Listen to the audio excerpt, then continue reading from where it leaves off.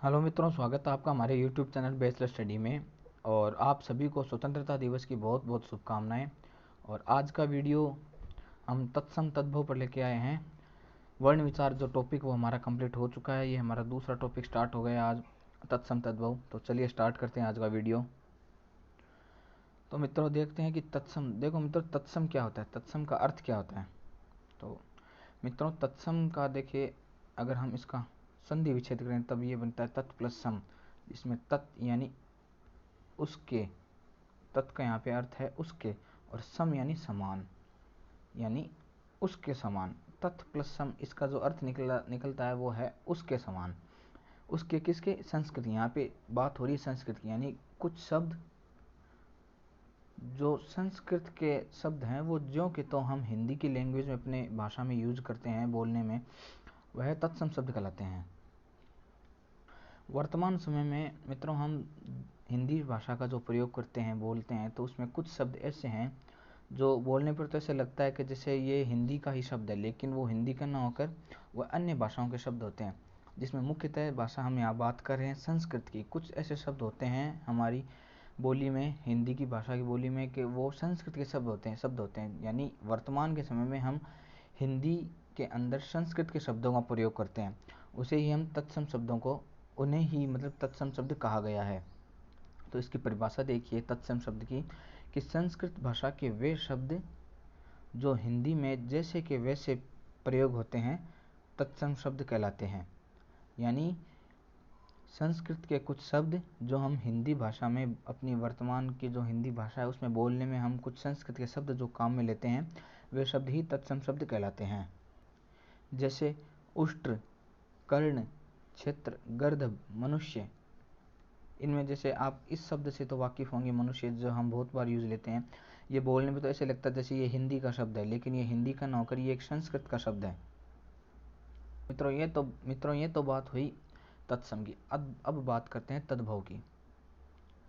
देखिए मित्रों तद्भव क्या होता है। तद्भव यानी तत् यानी उसके या उससे, भव यानी पैदा हुआ, यानी कुछ ऐसे शब्द जो संस्कृत से पैदा हुए, लेकिन उनका थोड़ा समय के साथ रूप परिवर्तन हुआ बोलचाल में, और उस शब्द को हम हिंदी में अब जो प्रयोग करते हैं वह तद्भव शब्द कहलाते हैं।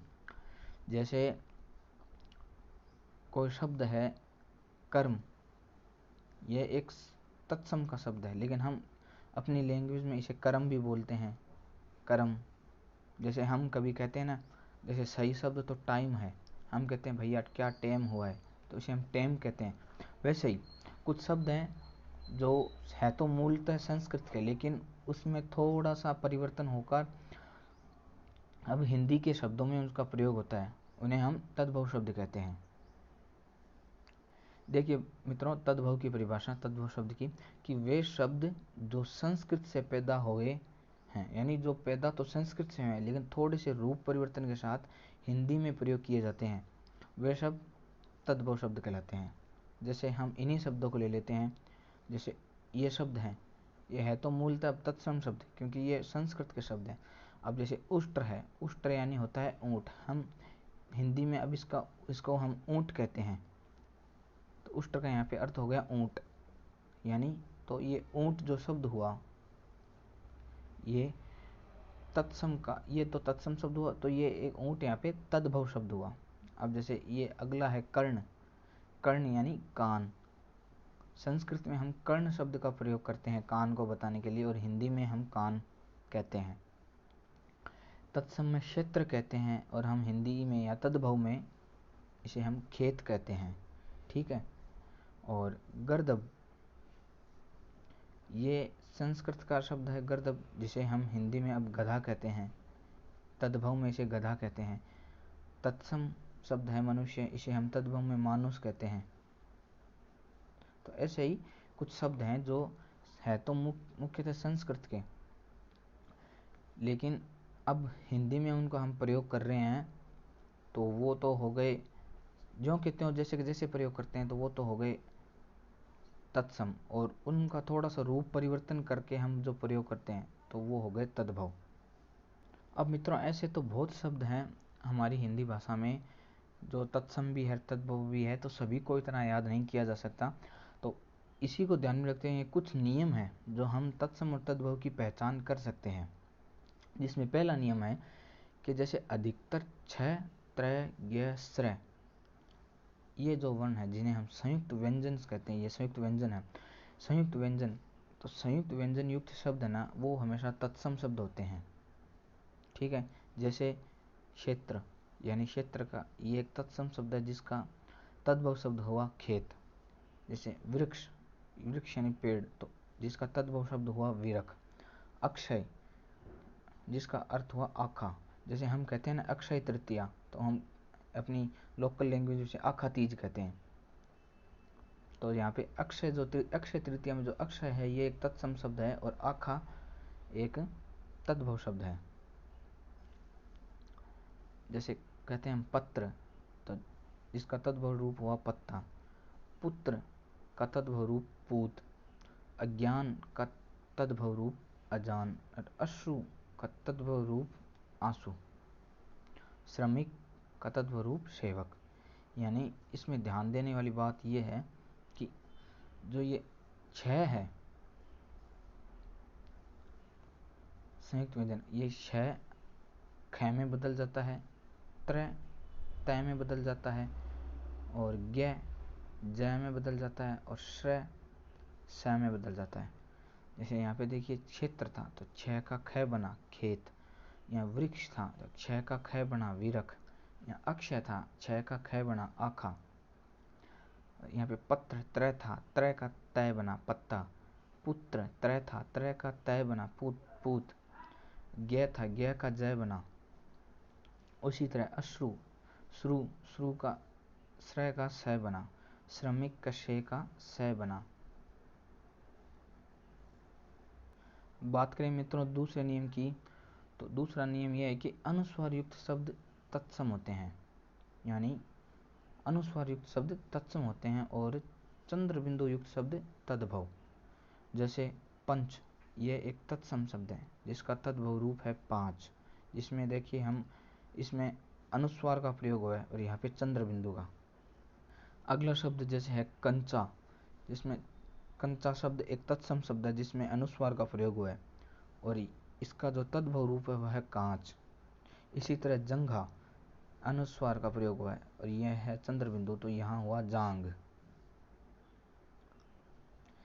यानी अनुस्वार युक्त शब्द तो हो गए तत्सम और चंद्र बिंदु युक्त शब्द हो गए तद्भव।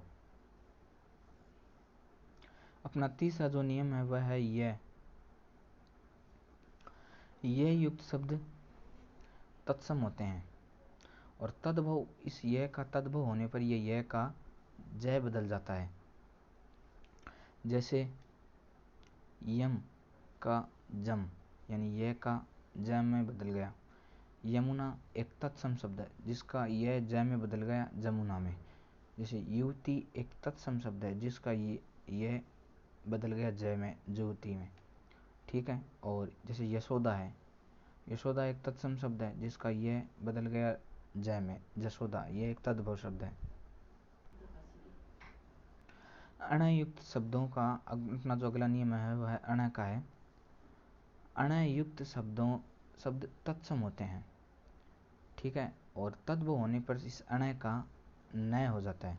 जैसे कर्ण, अणय का नय में बदला कान। कर्ण एक तत्सम शब्द है और कान एक तद्भव शब्द है। जैसे पर्ण, अणय यहाँ पे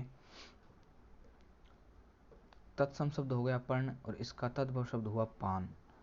चूर्ण, चूर्ण तत्सम शब्द है और अण का न में बदला तो बन गया चूर्ण। तृण एक तत्सम शब्द है जिसका अण न में बदला बना तिनका। अगला नियम है कि र वर्ण यदि ऊपर लगा हो अथवा री युक्त शब्द तत्सम हो। जैसे कोई शब्द का, जैसे हमने अभी ऊपर पढ़ा कर्ण, तो ये जो र ऊपर वाला होता है ये तत्सम शब्द होते हैं। जैसे अभी हमने पढ़े थे एग्जाम्पल जो पढ़े थे, कर्ण पढ़े थे, उसमें र ऊपर है, पर्ण में भी र ऊपर है, चूर्ण में भी ऊपर है। तो इनमें र वर्ण ऊपर लगा हो या री युक्त शब्द तत्सम होते हैं। तद्भव में रे या तो पूरा रे बन जाता है, यानी जो ऊपर हम जैसे बना लगा है कर्ण, या तो ये ऐसे ऊपर पूरा बन जाता है, पूरा मतलब कर्ण रे से, जैसे ये शब्द है, अब देखिए चूर्ण है, चूर्ण इस शब्द में जैसे ये रे ऊपर लगा है तो ये इधर आके पूरा बन गया, पूरा रे बन गया चूर्ण का। ठीक है, या तो ये पूरा बन जाता है या इसका लोप हो जाता है, लोप यानी गायब हो जाता है। जैसे अपने इस एग्जाम्पल में देखिए, जैसे कर्ण यह शब्द है कान, इसमें रे ऊपर लगा था तो इधर इसका लोप हो गया, अण का तो नय बन गया, उस रे का लोप हो गया तो कान बन गया। इसी तरह रे यहाँ पे ऊपर लगा है, इधर इसका लोप हो गया तो ये अण का नय बन गया पान। अब चूर्ण है, जैसे इसमें रे है, इसमें रे लोप नहीं हुआ, इसमें ये पूरा रे बन गया। ठीक है, ऊपर वाले रे से पूरा वाला रे बन गया तो ये चूर्ण हो गया। इसी तरह जो एग्जाम्पल अपने कर्म है, जैसे कर्म हुआ, कर्म का है काम, रे यहाँ पे लोप हो गया। ठीक है, चर्म है, चर्म से इधर लोप हो गया तो ये चाम बन गया। धर्म है, इधर ये लोप नहीं हुआ, इधर ये पूरा रे बन गया तो ये धर्म बन गया। जैसे इधर शर्कर है, ये जैसे ये इधर लिखा हुआ शक्कर, जैसे ये है शर्करा, तो शर्कर का ये जो रे है ये इधर लोप हो गया तो ये बन गया शक्कर। जैसे एक शब्द है परपट, परपट का अर्थ होता है पापड़, तो ये एक तत्सम शब्द है, ये रे इसका लोप हो गया, ये बन गया पापड़। बात करें री की, तो री लुप, ये देखिए जब हमने परिभाषा देखा कि री युक्त शब्द तत्सम होते हैं, तत्व होने पर रे तो ये हो जाता है लेकिन इसका लोप हो जाता है, री का लोप हो जाता है। जैसे एग्जाम्पल के तौर पर देखिए घृत, घृत एक संस्कृत शब्द है, यानी घृत का अर्थ होता है घी, यानी तत्सम शब्द है, तो यहाँ पे री का लोप हो गया। इसी तरह मृत, तो री का लोप हुआ यानी मरा। तो मित्रों, ये था आज का वीडियो तत्सम तद्भव के बारे में, और बाकी हम बात करेंगे नेक्स्ट वीडियो में। और तब तक के लिए जय हिंद, और आप सभी को दोबारा स्वतंत्रता दिवस की बहुत बहुत शुभकामनाएं। घर पे रहिए, सेफ रहिए। जय हिंद, जय भारत।